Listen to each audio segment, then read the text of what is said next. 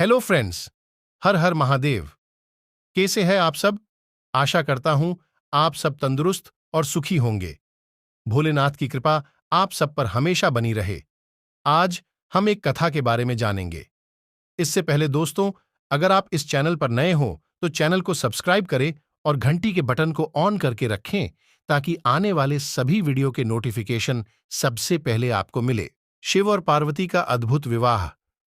जिस दिन हम महाशिवरात्रि का त्योहार मनाते हैं दोस्तों, वैसे हमने शिव और सती की प्रेम विवाह के बारे में तथा मां सती ने कैसे अग्निकुंड में स्वयं को भस्म कर दिया था और कैसे इकाम्बन शक्तिपीठ की स्थापना हुई, इनके बारे में हमने लास्ट वीडियो में सुना। और किसी ने वो वीडियो नहीं देखा तो डिस्क्रिप्शन लिंक है, आप जाके देख सकते हो। आज हम कैसे सती मां के वचन के कारण अध्यशक्ति ने पार्वती के रूप में फिर से कैसे जन्म लिया और पुनः शिव से विवाह किया, वो हम इसी वीडियो में सुनेंगे। तो आइए कथा शुरू करते हैं। मां सती के वियोग के कारण शिवजी टूट से गए और वो घोर तपस्या में चले चले जाते। वर्षों वर्ष शिवजी का वियोग कम नहीं हुआ, बल्कि बढ़ता ही गया।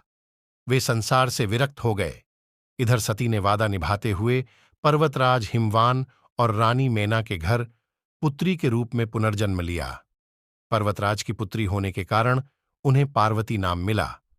नारद जी ने किशोरी पार्वती जी को जीवन साथी के रूप में शिव जी को पाने के लिए तपस्या का मार्ग बता दिया।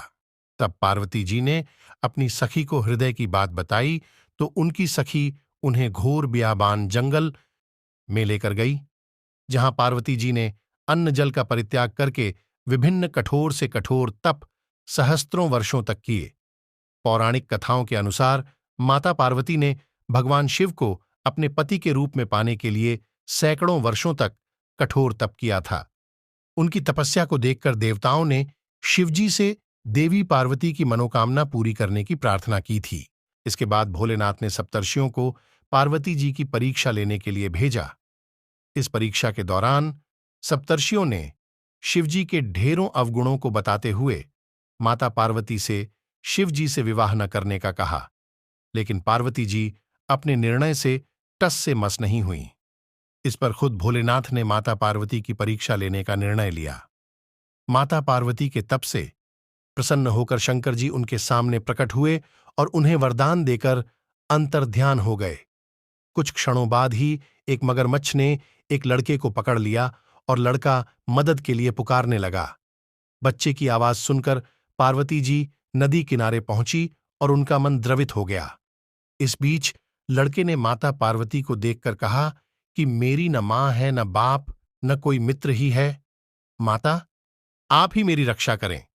इस पर पार्वती जी ने मगरमच्छ से कहा कि ग्राह इस लड़के को छोड़ दें। इस पर मगरमच्छ ने कहा कि दिन के छठे पहर जो मुझे मिलता है उसे आहार बनाना मेरा नियम है। पार्वती जी के विनती करने पर मगरमच्छ ने लड़के को छोड़ने के बदले में पार्वती जी के तप से प्राप्त वरदान का पुण्य फल मांग लिया। इस पर पार्वती जी तैयार हो गईं। मगरमच्छ ने बालक को छोड़ दिया और तेजस्वी बन गया। अपने तप का फल दान करने के बाद पार्वती जी ने बालक को बचा लिया और एक बार फिर भोलेनाथ को प्रसन्न करने के लिए तप करने बैठ गईं। इस पर भोलेनाथ दोबारा प्रकट हुए और पूछा कि तुम अब क्यों तप कर रही हो? मैंने तुम्हें पहले ही मनमांगा दान दे दिया है। इस पर पार्वती जी ने अपने तप का फल दान करने की बात कही। इस पर शिवजी प्रसन्न होकर बोले, मगरमच्छ और लड़के दोनों के स्वरूप में मैं ही था। मैं तुम्हारी परीक्षा ले रहा था कि तुम्हारा चित्त प्राणिमात्र में अपने सुख दुख का अनुभव करता है या नहीं। तुम्हारी परीक्षा लेने के लिए ही मैंने ये लीला रचाई थी। अनेकों रूप में दिखने वाला मैं ही एक सत्य हूं। अनेक शरीरों में नजर आने वाला मैं निर्विकार हूं। इस तरह पार्वती जी शिव जी की परीक्षा में उत्तीर्ण हुई और उनकी अर्धांगिनी बनने के योग्य हुए। परंतु शिव जी ने भी पार्वती जी के दृढ़ संकल्प के आगे हार स्वीकार कर ली और वे पार्वती जी संग परिणय सूत्र में बंधने का वचन दे बैठे। इस वचन को शिवजी ने फाल्गुन मास कृष्ण पक्ष की चतुर्दशी अर्थात शिवरात्रि पर पूर्ण किया। शिव और शिवा का महामिलन शिवरात्रि को हुआ, इसलिए यह दिन महाशिवरात्रि बन गया। कितनी कठिनाइयों को सहन करते हुए महलों की राजकुमारी पार्वती जी पर्वतवासिनी बन गई। शिव पार्वती के विवाह के साथ यह एक कहानी भी जुड़ी है कि अब शादी की तैयारी जोरों पर शुरू हो गई। लेकिन समस्या ये थी कि भगवान शिव एक तपस्वी थे और उनके परिवार में कोई सदस्य नहीं था। तो भोले बाबा ने अपने भक्तगण को ले जाना उचित समझा। लेकिन भोलेनाथ तो आदिदेव थे, उनके गण में देव, दानव, पशु पक्षी, भूत प्रेत, जानवर पिशाच सभी का समावेश होता है और वो सभी के आराध्य देव हैं। तो ये सब भक्तगण उनकी बारात में चल दिए। जब दूल्हे को सजाने की घड़ी आई तो उनके गण ने उनको भस्म से सजा दिया और हड्डियों की माला पहना दी। जब ये अनोखी बारात पार्वती के द्वार पहुंची, सभी देवता हैरान रह गए। वहां खड़ी महिलाएं भी डरकर भाग गईं। भगवान शिव को इस विचित्र रूप में पार्वती की मां स्वीकार नहीं कर पाई और उन्होंने अपनी बेटी का हाथ देने से मना कर दिया। स्थितियां बिगड़ती देख पार्वती ने शिव से प्रार्थना की वो उनके रीति रिवाजों के मुताबिक तैयार होकर आएं। शिव ने उनकी प्रार्थना स्वीकार की और सभी देवताओं को फरमान दिया कि वो उनको खूबसूरत रूप से तैयार करें। ये सुन सभी देवता हरकत में आ गए और उन्हें तैयार करने में जुट गए। भगवान शिव को दैवीय जल से नहलाया गया और रेशम के फूलों से सजाया गया। थोड़ी ही देर में भोलेनाथ कंदर्प से भी ज्यादा सुदंद्र लगने लगे और उनका गोरा पान तो चांद की रोशनी को भी मात दे रहा था। जब भगवान शिव इस दिव्य रूप में पहुंचे, पार्वती की मां ने उन्हें तुरंत स्वीकार कर लिया और ब्रह्मा जी की उपस्थिति में विवाह समारोह शुरू हो गया। मान्यता है कि भगवान शंकर और पार्वती ने गुप्तकाशी स्थित त्रियुगी नारायण मंदिर में ही विवाह किया था। उत्तराखंड के रुद्रप्रयाग में यह त्रियुगी नारायण मंदिर स्थित है। इस विवाह में भगवान विष्णु ने देवी पार्वती के भाई की भूमिका निभाई। भगवान ब्रह्मा ने पुजारी बनकर विवाह संपन्न करवाया था। एक रस्म के चलते वर वधू दोनों की वंशावली घोषित की जानी थी। एक राजा के लिए उसकी वंशावली सबसे अहम चीज होती है, जो उसके जीवन का गौरव होता है। तो पार्वती की वंशावली का बखान खूब धूमधाम से किया गया। ये कुछ देर तक चलता रहा। आखिरकार जब उन्होंने अपने वंश के गौरव का बखान खत्म किया तो वे उस ओर मुड़े जिधर वर शिव बैठे हुए थे। सभी अतिथि इंतजार करने लगे कि वर की ओर से कोई उठकर शिव के वंश के गौरव के बारे में बोलेगा, मगर किसी ने एक शब्द भी नहीं कहा। वधू का परिवार ताज्जुब करने लगा। क्या उसके खानदान में कोई ऐसा नहीं है जो खड़े होकर उसके वंश की महानता के बारे में बता सके? मगर वाकई कोई नहीं था। वर के माता पिता, रिश्तेदार या परिवार से कोई वहां नहीं आया था, क्योंकि उसके परिवार में कोई था ही नहीं। वह सिर्फ अपने साथियों, गणों के साथ आया था जो विकृत जीवों की तरह दिखते थे। वे इंसानी भाषा तक नहीं बोल पाते थे और अजीब सी बेसुरी आवाजें निकालते थे।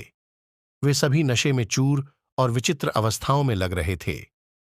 फिर नारद मुनि, जो उस सभा में मौजूद थे, ने यह सब तमाशा देखकर अपनी वीणा उठाई और उसकी एक ही तार खींचते रहे। नारद ने जवाब दिया, क्योंकि यह स्वयंभू हैं। इन्होंने खुद की रचना की है। इनके न तो पिता है न माता, इनका न कोई वंश है न परिवार। यह किसी परंपरा से ताल्लुक नहीं रखते और न ही इनके पास कोई राज्य है। इनका न तो कोई गोत्र है और न कोई नक्षत्र, न कोई भाग्यशाली तारा इनकी रक्षा करता है। यह इन सब चीजों से परे हैं। ये एक योगी हैं और इन्होंने सारे अस्तित्व को अपना एक हिस्सा बना लिया है। इनके लिए सिर्फ एक वंश है, ध्वनि। आदि शून्य प्रकृति ने जब अस्तित्व में आई तो अस्तित्व में आने वाली पहली चीज थी ध्वनि।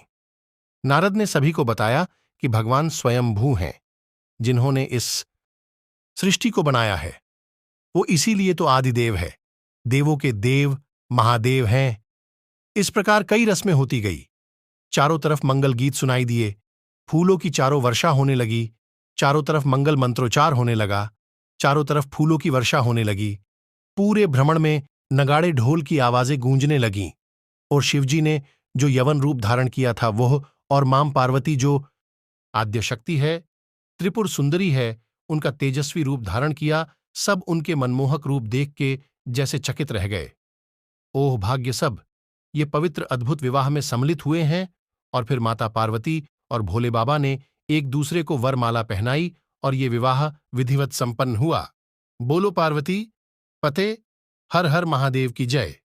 दोस्तों, दूसरी कथा यह भी है कि पार्वती जी ने एक बार अपने लिए घर की इच्छा भी की, तब शिव जी ने उन्हें लंका बनाकर भी दी थी।